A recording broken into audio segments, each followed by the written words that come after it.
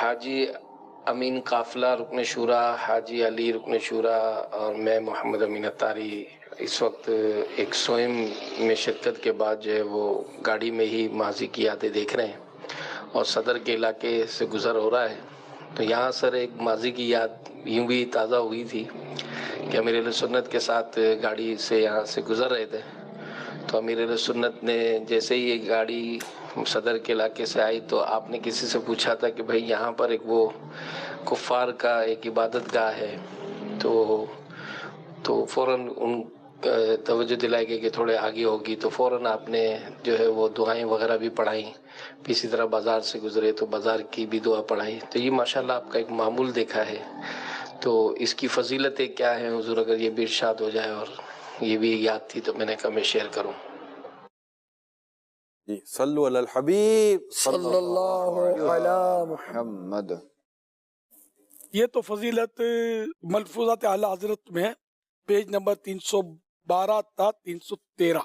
اعلی حضرت نے حسب عادت کریمہ انہیں جمع اسنام تھے، انہیں بت تھے، انہیں دیکھ کر اشہد ان لا الہ الا اللہ وحدہ لا شریک لہ الہ واحد لا نعبد الا ایاہ پڑھا کہ حضور غوث اعظم رضی اللہ عنہ نے حدیث روایت فرمائی کہ سرور عالم صلی اللہ علیہ وسلم فرماتے ہیں جو کفر کی کوئی بات دیکھے یا سنے اور اس وقت یہ دعا پڑھے تو دنیا میں جتنے مشرک مرد اور مشرکہ عورتیں ہیں ان سب کی گنتی کے برابر ثواب پائے. سبحان اللہ. اعلیٰ حضرت قبلہ نے حاضرین آستانہ کو بھی یہ دعا تعلیم فرما دی، یعنی سکھا دی ہے کہ مندروں کے گھنٹے اور شنکھ کی آواز اور گرجا وغیرہ کی عمارت کو دیکھ کر پڑھتے ہیں. تو یہ ہم لوگ جب مدنی قافلہ تو اس اصطلاح نہیں تھی، ویسے نہ قافلے تھے، باقاعدہ قافلے بھی نہیں ہوتے، شروع کی بات ہے.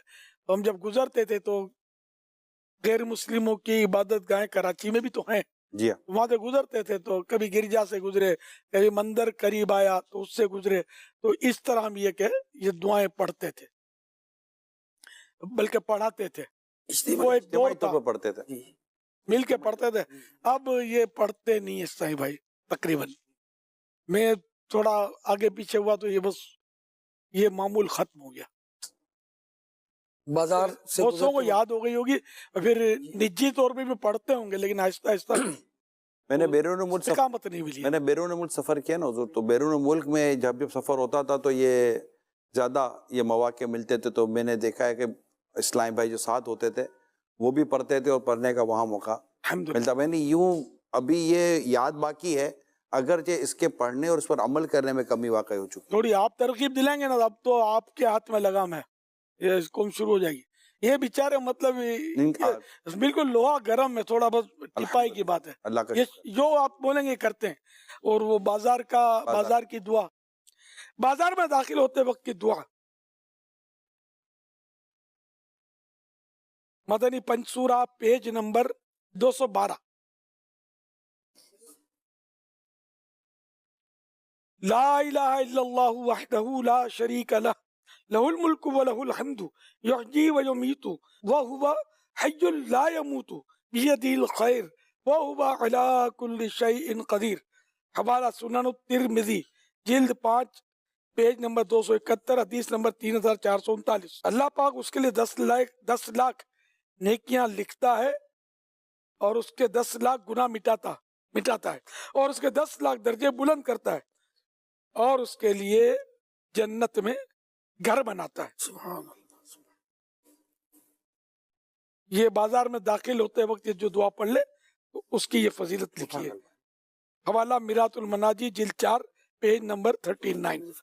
اسی طرح ستاروں کو دیکھ کر دعا یہ بھی آپ پڑھاتے تھے. ستاروں کی دعا پڑھاتے تھے. جو کوئی ستاروں کو دیکھ کر یہ پڑھے بنا ما خلقت ھذا باطلا سبحانک وقنا عذاب النار، اور ان کے عجائبات اور اللہ پاک کی قدرت میں غور و فکر کرے تو اس کے لیے ستاروں کی تعداد کے برابر نیکیاں لکھی جاتی ہیں. حوالہ تنبیہ الغافلین باب التفکر پیج نمبر 308.